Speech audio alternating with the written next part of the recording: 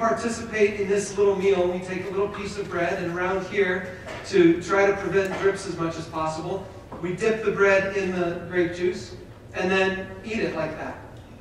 And we're going to come to that a little later on in the service. But when we do that, we are saying, in this place, in the context of people who love Jesus, we are saying that we have identified ourselves with him. It's a heart-expanding proposition. And as we go through the rest of this morning's lesson, we're going to see that more clearly. If you have your note sheet in the bulletin, go ahead and pull that out. Get ready to look it up. Look to work on the blanks there if you do keep notes. We also have Bibles available that you might want to have. At the end, I'm going to read a large section from Psalm 103. And so if you want to have a Bible along with you to follow along, you need to grab one of those. Other than that, all the verses are printed right there on the note sheet. So have that ready to go.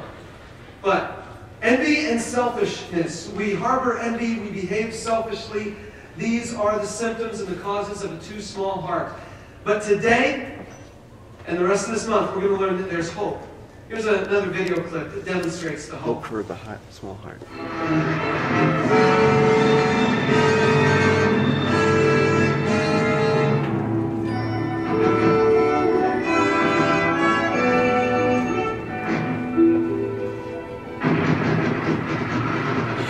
What happened then?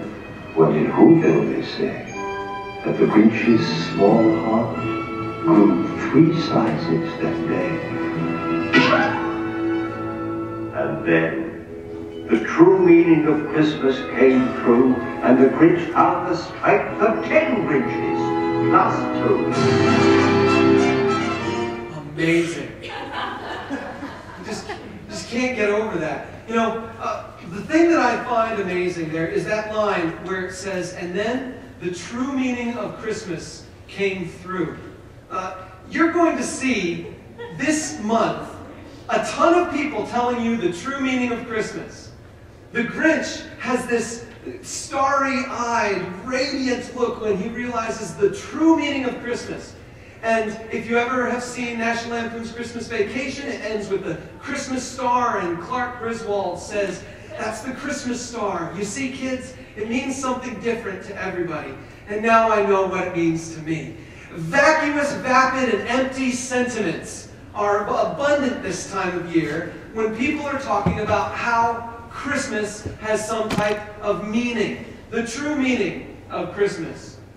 Can it really make your eyes sparkle and your face radiant? What is the true meaning all about? Well, you guys are here in church, so I think for some reason you probably understand that the true meaning of Christmas has something to do with Jesus. And this month you might get irritated to hear all these other true meanings of Christmas that seem to be just sentiment and Norman Rockwellisms and stuff like that. And I just want to encourage you and perhaps challenge you to realize something. There is a nugget of truth in every one of these sentimental kinds of statements. And the nugget of truth is that in every one of these circumstances where someone in a movie, TV show, news report, or something mentions the true meaning of Christmas, you can bet that someone's heart has been enlarged. Because see, the true meaning of Christmas always enlarges even the smallest heart. Even if people don't know what the true meaning is, there's something about Christmas itself that is so powerful that it enlarges people's hearts. This concept of gift giving is something that our society latches onto from a materialistic perspective. But still at its core, it promotes the desire for people to give something, which is, rare in our day and age. It's not that often that we make sacrifices and give things to other people. But the true meaning of Christmas always has the power to enlarge someone's heart. From the Grinch to the Scrooge to Clark W. Griswold or anyone else. The true meaning of Christmas enlarges people's hearts. And I know it can do the same thing for you today. So today, and for the rest of this month, we're going to be looking at the true meaning of Christmas in Jesus' own words. Did you know that Jesus actually told us about Christmas? He gave us his own statement of the meaning of Christmas. And it's in John chapter 3, verse 16. It says simply this: "For God so loved the world that he gave his one and only Son, that whoever believes in him shall not perish, but have eternal life. Jesus spoke those words. He spoke those words to a man named Nicodemus. And at the moment, Nicodemus didn't fully grasp the meaning of the person standing in front of him.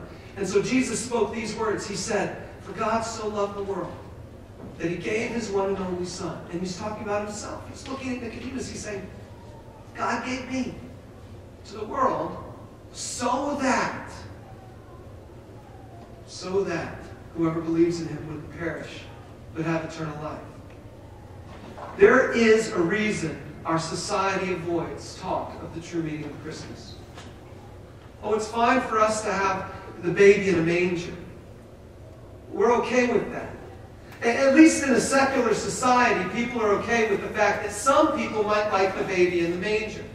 You can't put the baby in the manger on a courthouse stairway or in front of any public building or something like that. But nonetheless, we live in a society that is okay with a baby in a manger.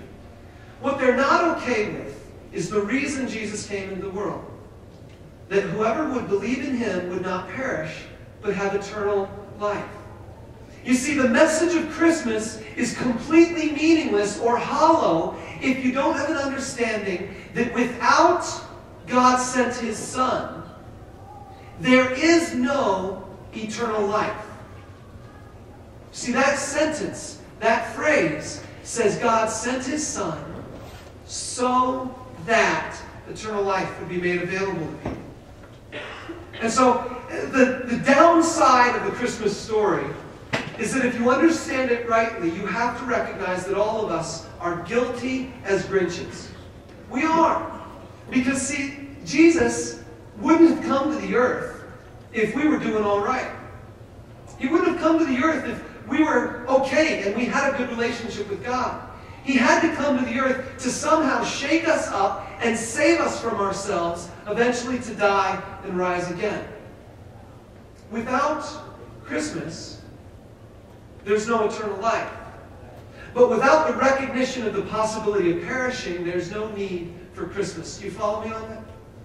You see, there is this realization